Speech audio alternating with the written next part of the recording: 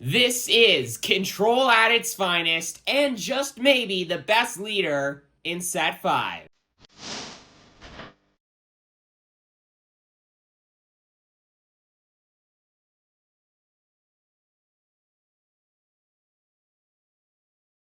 Hello and welcome to the table, and today I'm back with another Star Wars Unlimited deck tech video, this time talking about Mother Talzin. In my opinion, the best control deck that maybe has ever come out of Star Wars Unlimited, and man, I am so looking forward to diving into this deck tech video. Starting off with the mother herself, Mother Talzin. A blue-black leader that, as an action, you can exhaust or use the Force, lose your Force token, to then give a unit -1/-1 for the phase. Not super insane, but if you need it, it can be really useful. Plus, it's pretty easy to generate the Force because of your 28 health base Fortress Vader, a red base that says whenever a friendly Force unit attacks, which, hint hint, is pretty much the entire deck as far as units go. The Force is with you. You get the Force token. So, you're pretty much always going to have the Force token, and there are a decent amount of cards that care about you needing the Force in order to, get some cool effect out of them. But, you can use the Force here and there to use Mother Talzin's ability and give that little shrink, that little debuff when you need it. So, that's solid for you, but in addition, once you have 5 or more resources, as an epic action, you can flip Talzin into a 3/7 that on attack gives a unit -1/-1 for the phase, which is pretty good because you don't have to use the Force, and getting to shrink something for free on a 3/7 body that flips at 5 is a lot better than it might look to some people. I think it's good, a lot of people think it's good, but some people might underestimate it. That's not you watching this video, but whatever. Mother Talzin, pretty sweet leader. Now, going to the deck itself, it has a 3-step game plan, which is setting up, then once you've set up, you manage, once you manage, then you take over the world. But so, getting into the first step of the plan, setting up. How does this deck set up? Basically, there are 11 cards in this deck that are fully dedicated to setting up, and basically, it's just getting down something on the first turn of the game that's going to matter, and it's going to allow you to basically get a good, foundation to move into the second step of the plan. But so, getting to those 11 cards, basically 9 cards most importantly, but 2 other cards that, if you need them, they can be really good ways to help you set up too. But so, Acolyte of the Beyond is one of them, 2 resource, 2/3, on attack when defeated, the Force is with you, pretty solid. Force, pretty important thing in this deck, allowing you to repeatedly generate that, pretty sweet. And it's not a Force unit itself, so just, still having the ability to create the Force and generate the Force token is good. But then I got Karis, probably the best of all of these cards to be playing on turn 1. Karis here is a 2 resource, 2/4, really solid body, probably not going to go away anytime soon. But when it does, when it is defeated, you may use the Force to then debuff to shrink something by -2/-2, which is really, really sweet. In addition to Mother Talzin, giving it another -1/-1 debuff if you need to, if you can. In addition to a couple other cards, just a few other cards in this deck, Karis can be a way to just kill something out of nowhere. But then I got Secretive Sage, a 2 resource, 2/2 shielded Force unit. And now, like Karis, it's something that's probably going to stick around for a decent amount of time. It doesn't have a when defeated, sure, but it is still a really solid card. And of all of the new cards that have come out of this set, this is definitely one of my favorites. It's like an Underworld, or whatever that card is. That 2 resource, 2/2 shielded yellow cunning card that's Underworld. Whatever that card's called that I can never remember the name of. It's basically a blue version of that, and it has the Force trait, which is really important. But this deck does not have a ton of space units. I'm going to say that right now. This deck does not have an overwhelming amount of Force units, especially in the mid portions of the game. So in the early portions, I do have 2 copies of Kylo's TIE Silencer, another card that can allow you to set up, and help you manage the opposing space arena if you need it. So Catalyst Silencer is just a 2-resource, 3/2 space unit in this deck.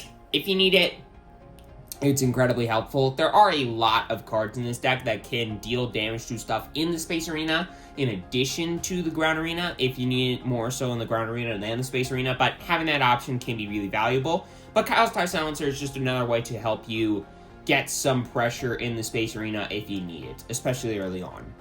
But then, second step of the game plan, the main step of the game plan, manage. Managing the opponent's board state. Very, very, very, very big part of the game plan, and there are a lot of cards that do it. So let's dive into that. Starting off with one of the best of them, Force Lightning. A 1-resource event, probably one of the most powerful legendaries now that has gotten better because of set 5. But it says choose a unit. It loses all abilities for the phase. Then if you control a Force unit, which again, very likely to, you can pay any number of resources and deal 2 damage to the chosen unit for each resource paid this way. So if you spend 1 resource in addition to the Force Lightning, something loses all of its abilities and it gets dealt 2 damage. That's decent. You spend 3 resources. It's basically a better open fire. It's gonna deal 4 damage and it loses all of its abilities. If you spend a total of 4 resources, it deals 6 damage, and it loses all of its abilities. So, and it can be any unit. So, it can deal damage to leaders. It can deal damage to stuff in the space arena. It can deal damage to stuff in the ground arena. No matter what you are pointing it at, it can deal damage to it, and it can just turn off all of its effects if you need to. Which, all around, makes Force Lightning an incredibly flexible and powerful card. But then I got Force Throw, another really good card, another 1-resource event that says choose a player. That player discards a card from their hand, good start. Then if you control a Force unit, you may deal damage to a unit equal to the cost of a discarded card. That is really dumb, because, you're making the opponent discard a card, great start. Then you're going to deal damage to something equal to the cost of the thing that you just had them discard. So, you're dealing damage, which is good. You're making them discard cards, which is good. This thing costs 1 resource, which is also good. There are no downsides to this card, in my opinion. Because lots of Force units. And speaking of Force units, I got plenty of those that also manage the board. And the hand sometimes too. But Fifth Brother is up first. A 3-resource, 2/4 ground unit that says this unit gets raid 1 for each damage on him. And on attack, you may deal 1 damage to a unit and 1 damage to a ground unit. So, pokes the opponent's stuff, pokes himself, comes in for more. It comes down on turn 2. It's a Force unit. There are not a lot of downsides to this card. It's just solid and it does work. Like Jedi in Hiding, a 3-resource 3/3 hidden that when defeated, you may use the Force. And if you do, each opponent discards a card from their hand. Interacts with the hand, and it's a fine body. It can swing into something. It can't be killed on the turn it comes down, so it can make it easier for you to get value out of it, the most value out of it possible. All around, really solid card. Then there's Marin, a 3-resource 2/5 that on attack, you may discard a card from your hand, and if you do, you get to deal 2 damage to a unit. Repeatable ways to kill stuff or shrink stuff, basically, just deal damage to stuff, is really powerful in this deck, because, you can give those -1/-1 debuffs through Karis. You can give, through Mother Talzin, you can give a -2/-2 debuff through Karis. And there are a couple other cards that can also shrink stuff down. So no matter what, dealing damage to stuff with either Fifth Brother or Marin repeatedly, really strong. And you're generally going to have quite a few cards in the hand to play around with anyway, so it's going to be pretty easy to use Marin's effect multiple times throughout the course of the game. But then there is Power of the Dark Side, 3-resource event that just says an opponent sacks one of their units. So, this card's just good. Generally, this deck is going to want to leave the opponent with very few things on the board, because it's always going to be wanting to interact, always going to be wanting to manage. And this card, if the opponent just kind of sneaks 1 unit through, it's generally going to be able to get rid of it. So, really solid for 3 resources. But then I got Fallen Lightsaber, a 3-resource 3/3 upgrade 3/3 buff upgrade that says if the attached unit is a force unit, it gets a pretty sweet on attack, dealing 1 damage to each grounding unit the defending player controls. So it just shreds through the opponent's board, it gives a 3/3 buff, and it's just really, really solid. I mean, Fallen Lightsaber has been a really powerful card throughout the course of the game, and I think in this deck it continues to shine because, I mean, buffs stuff that you want to keep around for longer, Fifth Brother, Marin. In addition to shredding through the opponent's board state that much more, helping you manage the opponent's board state that much more, also solid. Kinda like what Chirrut's doing, except I think what Chirrut does is better than what Fallen Lightsaber does, because Chirrut is a 4-resource 3/5 Sentinel body, good start, that has a pretty sweet effect that says when this unit is attacked, you may use the Force. And if you do, the attacker gets -2 power for this attack. That's right. It makes it harder to have the opponent kill Chirrut. It has it be more likely for the opponent to have to attack it with multiple things. And the fact that you have a base that says whenever a Force unit attacks, you get the Force token means that you can repeatedly get the Force token every single turn and have it more likely to be able to use Chirrut's little effect multiple times in a turn, making it that much more likely for Chirrut to stick around for that much longer and just stall out the opponent's board for that much longer. Really, really good for you. If Chirrut was in space, that'd be probably better for you, but the fact that it's in the ground arena is still really solid too. But then I got 2 copies of Darth Tyrannus, a 4-resource 4/3 shielded Force unit.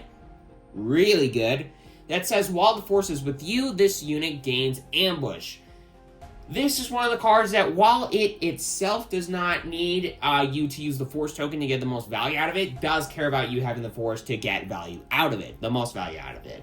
Because a 4-resource 4/3 shielded ambush is really dumb. Plus, the fact that it has the Force trait itself means that you can just always, or be more likely to keep that Force token around for longer to get more value out of cards like maybe another Darth Tyrannus. Or something like a Talzin's Assassin, a 4-resource 4/4 that says when played, you may use the Force token, or use the Force. And if you do, you give a unit -3/-3 for the phase. This is a really good way to just make it easy for you to either trade into something or just kill one of your opponent's early units. That's just really good for you, or good for them, that's getting value for them. Like something like a Queel. That card I've just been seeing popping up more and more in some decks, and some more mid-rangey decks, blue decks, and Talzin's Assassin can, boom, just get rid of a powerful 1-drop, or turn 1 drop like that. And yeah, it's just a really solid card. It's a Force card. It's a 4/4 for 4. That's bad, or that's not bad. And it can kill something. Or it can help you kill something in combination with Mother Talzin's own effect. So all around, really good card. But then lastly, I got Shatterpoint. One of the best cards, easily, that has come out of set 5. A 4-resource event that says choose one. You can either defeat a non-leader unit with 3 or less remaining HP. Pretty easy to pull off that effect, actually, thanks to cards like Talzin's Assassin, Darth Tyrannus, Marin, Fifth Brother, all of the ways to deal damage or shrink stuff down. So yeah, Shatterpoint, that first effect, it can go off more often than you would think. But then, in addition, if you can't do that, you can just use the Force and defeat a non-leader unit. So if you can't kill something that's small enough, you can just flat out kill it at the cost of using the Force. Which, for 4 resources, is really solid, because that is 1 resource ahead of schedule, because every other card that says defeat a non-leader unit, with no downsides, costs 5. This costs 4. That's insane. So yeah, Shatterpoint, really, really good card. But then, that is all the ways to manage, and like I said, there's a lot of them. Now, let's see how you take over. And the first card that takes over is Ruthless Raider. A space unit, a 6-resource 4/6 space unit, that when played when defeated deals 2 damage to an enemy ace, and 2 damage to an enemy unit. So it, 1, manages the opponent's board state gets a little bit more pressure on the opponent, and is a big fat body in space. All around, really good card. And just a really solid body in general. I mean, sure, you would want something a little bit stronger for 6 resources, but it does more work than you would think. But something that can do a little bit more work at times is the 2 copies of Devastator in the deck. Now, I don't have more than 2 because it can clunk up your hand, but when you play it, it is an 8 resource 9/6 space unit, which, holy crap, that's big, that says you assign all indirect damage you deal to opponents. Which, you might be thinking to yourself, this deck has not shown any cards that deal indirect damage. But Devastator does, because one play you deal 4 indirect damage to each opponent. So you can basically just distribute out that 4 damage however you want to. You can have it all go to one unit, you can have it all go to a couple of different units that maybe have some damage on them, maybe have been shrunken down a little, maybe have been managed throughout the course of the game with cards like Mero, with cards like Fifth Brother, with cards like Talzin's Assassin, etc., etc. Devastator can allow you to just completely annihilate an opposing board state at the cost of 8 resources, in addition to being a 9/6 body. So pretty good. But then I have Supreme Leader Snoke, another 2 of, and a really solid 2 of. I was debating whether or not to have this as 3 copies, but I decided to cut 1 copy of it and put in a different card that I'll get to here really shortly. But Supreme Leader Snoke is still a really solid card because 8 resources, you get a 6/6. Ground unit body, it is a force unit, which is a really bad stat line. But it has a line of text that is one of the most powerful lines of text that has ever been printed on the card in the history of Star Wars Unlimited. It says, each enemy non-leader unit gets -2, -2. That's right, it shrinks everything by 2 power and 2 health. Basically, every Swarm deck loses to this card. Every deck that has units that, have a decent body, but when managed with this deck, have a little bit of a smaller body, are just completely blown out of the water by Supreme Leader Snoke, and anything that's playing big stuff, just gets a little bit smaller thanks to Snoke. No matter what deck you're playing this against, Snoke is going to be good, and it's going to be probably one of the best cards in your deck. So, yeah, Supreme Leader Snoke, it's one of the best top ends in the deck, in the history of Star Wars Unlimited, but there's one card that tops it, in my opinion at least. Probably, when you play it, the most powerful card in all of Star Wars Unlimited, Krayt Dragon. 1 copy, 1 singular copy of Krayt Dragon in this deck. It's a 9 resource 10/10 Overwhelm, which, big fat body, yes.